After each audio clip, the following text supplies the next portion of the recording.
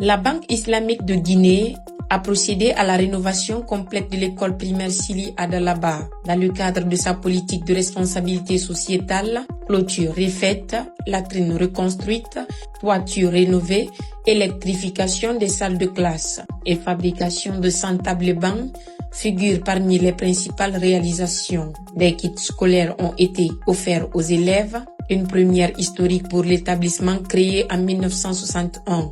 Qui bénéficie désormais de l'électricité, les autorités éducatives saluent un impact élargi, les anciens équipements ayant été redistribués à d'autres écoles de la localité. L'initiative marque aussi l'ancrage social de la Banque islamique de Guinée, récemment installée dans la préfecture. Le parquet du tribunal de première instance de Sigiri a communiqué ce jeudi 19 février 2026 sur les suites judiciaires des récentes manifestations des jeunes dans la ville. Au total, 24 personnes ont été interpellées, dont 15 majeurs et 9 mineurs. Selon le substitut du procureur Dominique Loa, le parquet assure que les procédures respectent les dispositions légales et annonce la poursuite des enquêtes pour identifier les organisateurs présumés des actes de destruction volontaire. Les personnes arrêtées restent en attente de la suite de la procédure judiciaire. La tension verbale qui anime la chaîne urbaine guinéenne vient de franchir les seuils judiciaires. Selon les informations recueillies, les rappeurs Opinel 12 et le groupe Sagatala ont été placés sous mandat de dépôt. C'est mardi 17 février 2026 à la maison centrale de Conakry. Une dérive verbale sur fond de classe. À l'origine de cette procédure, des propos jugés malveillants contenus dans leur dernier morceau et largement relayés sur les réseaux sociaux.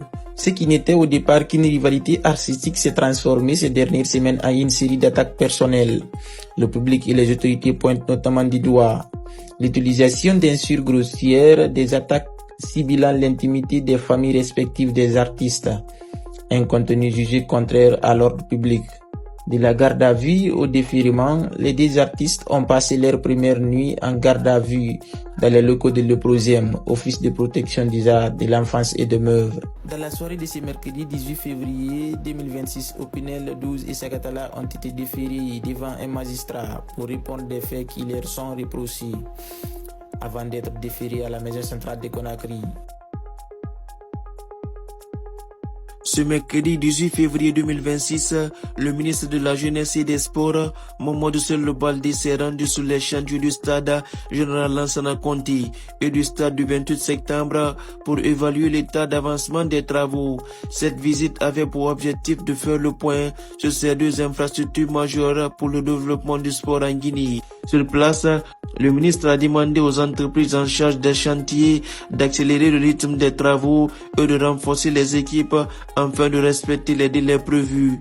Il a réaffirmé la volonté du gouvernement de tout mettre en œuvre pour achever rapidement ces stades afin de permettre à l'équipe nationale de disputer ses prochains matchs à domicile dans des conditions conformes aux normes internationales. L'association sportive de Kalouma signe une victoire éclatante en s'imposant sur le score de 3-0 face à la Renaissance Caïman Club de Kamsara ce mardi 17 février 2026 au stade de la Mission de Kalouma à l'occasion de la 16e journée de Ligue 1 devant son public impressionnant.